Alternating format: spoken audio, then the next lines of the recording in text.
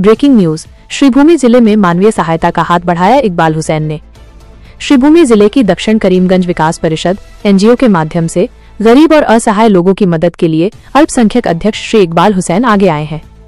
आज बरपुरा हुरिया द्वितीय खंड के निवासी स्वर्गीय तसीर अली साहब के परिवार को एनजीओ के एक अधिकारी के माध्यम से कुछ वित्तीय सहायता प्रदान की गई। इस मानवीय पहल की पूरे क्षेत्र में सराहना की जा रही है।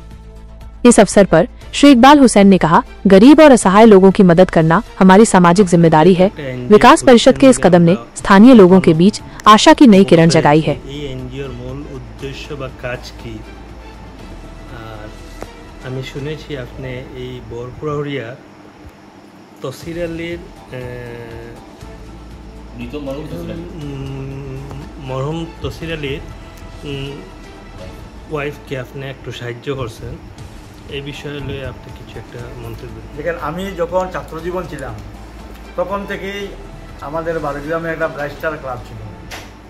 আমি যখন চাকরিজীবী করতাম তখনও সময়ে বিভিন্ন NGO, non government organisation, club, খেলাধুলা, সামাজিক বিভিন্ন কাজকর্মের সঙ্গে নিজেকে জড়িয়ে রাখতাম।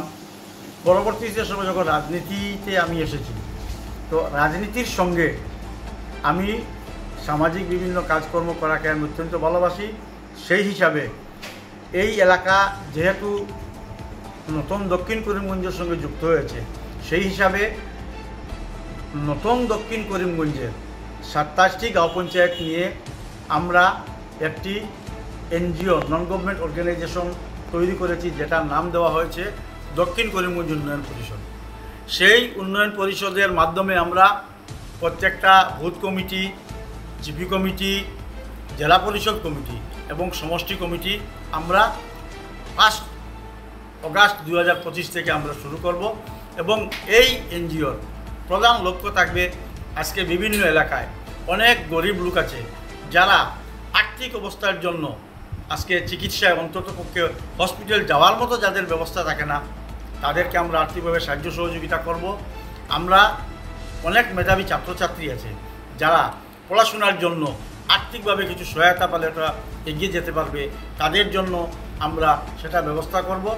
আপনারা কিছুদিন আগে দেখেছেন আমাদের এই এনজিও দক্ষিণ করিমগঞ্জ উন্নয়ন পরিষদের মাধ্যমে আমরা যারা হজযাত্রীরা ছিলেন ওনাদেরকে সংবর্ধনা দিয়েছি। হায়ার সেকেন্ডারি পরীক্ষায় যারা ভালো মার্ক পেয়েছে ওদেরকে সংবর্ধনা দিয়েছি আমাদের এনজিওর মাধ্যমে। যখন বন্যায় দক্ষিণ করিমগঞ্জের বিভিন্ন এলাকা প্লাবিত ছিল, সেই সময়ে আপনারা সোশ্যাল মিডিয়ায় বা আপনারা ইলেকট্রিক্যাল মিডিয়ার মধ্যে আপনারা দেখেছেন যে দক্ষিণ করিমগঞ্জ উন্নয়ন পরিষদের যুব শাখা, মহিলা শাখার মাধ্যমে আমরা বিভিন্ন গাঁও পঞ্চায়েত এলাকায় আমাদের এনজিওর তহবিল থেকে আমরা ত্রাণ সামগ্রী বিভিন্ন এলাকায় পৌঁছে দিয়েছি। তো এটাই হলো আমাদের মূল লক্ষ্য। এবং বিশেষ করে এই এনজিওর মাধ্যমে আজকে যারা অনেকে সরকারি চাকরিজীবী আছেন, আজকে যারা বিভিন্ন দলের লোক আছেন, সবাই আমাদের সঙ্গে এগিয়ে আসছেন। আমরা আমাদের এনজিওর যে শুভারম্ভ সেটা শুরু করেছি আজ থেকে 2-3 দিন আগে, আপনারা দেখেছেন সোশ্যাল মিডিয়ায় লক্ষ্মীবাজার গাঁও পঞ্চায়েতে। সেই উদ্বোধনী গাঁও সভা হিসাবে লক্ষ্মীবাজার গাঁও পঞ্চায়েতে প্রায় 500 কার্যকর্তা সেখানে উপস্থিত হয়েছেন এবং উপস্থিত হয়ে সেখান থেকেই আমরা আমাদের দক্ষিণ করিমগঞ্জ উন্নয়ন পরিষদের কমিটি গঠনের কাজ শুরু করেছি।